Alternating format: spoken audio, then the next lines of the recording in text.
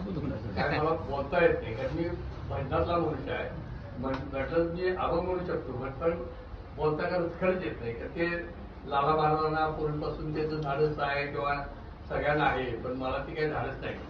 परंतु ह्या सप्त्याच्या बाबतीत त्यांनी जे सांगितलं ती खरं सत्य गोष्ट आहे की अक्षरशः त्या जागेत कोणतीही धार्मिक गोष्ट न घडणारी अशी यादववाडीची जी वस्ती होती विस्कळीत झालेली, त्याला एकत्र आणण्याचे काम ह्या राम प्रभूंनी केलं असं मी म्हणतो की सगळे लोक एकत्र येणं आणि असा एक सांस्कृतिक किंवा एक धार्मिक कार्यक्रम चांगल्या प्रकारे 17 वर्ष 18 वर्ष रुजणं ही काही सोपी गोष्ट आहे की खरोखर हे म्हणजे शिवधनुष्य उचलल्यासारखाच भाग आहे आणि तो त्यांनी यशस्वीपणे पेललाय.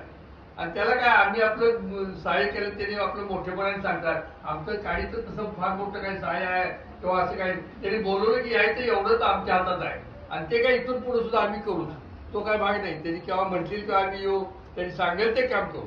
आणि काय आम्हाला मान किंवा इतर गोष्टीची कुठलीही काही काहीची अपेक्षा आहे त्याच गोष्टीच नाही. तसं लालानी किंवा यांनी सुद्धा सुशील असू दे किंवा विठ्ठल पाटील महाराज असू दे, त्या सगळ्या लोकांनी त्याला उचलून धरले. या टाळकरी मंडळी ही सुद्धा तर कीर्तनकारांच्या जवळजवळ पिढी गेली त्याची 30-30, 40-40 वर्ष, एवढे वर्ष ते टाळ वाजवतो. म्हणजे कीर्तनकारापेक्षा त्यांचं श्रेष्ठत्व मोठं आहे. त्या सगळ्यांचं दर्शन होतंय, त्या सगळ्यांच्या पायावर आपल्याला लोटांगण घालता येते, या भावनेनेच फक्त मी येतोय, बाकी दुसरी कुठलीही इथं भावना आमची नाही.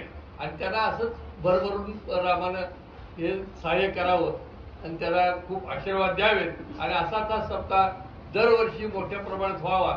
आणि आमचंही खारीचं का वाटतं असं ना की आम्हाला त्यांनी बोलवावं, आम्ही यावं, एवढीच भगवंताजवळ प्रार्थना करतो आणि विराम देतो.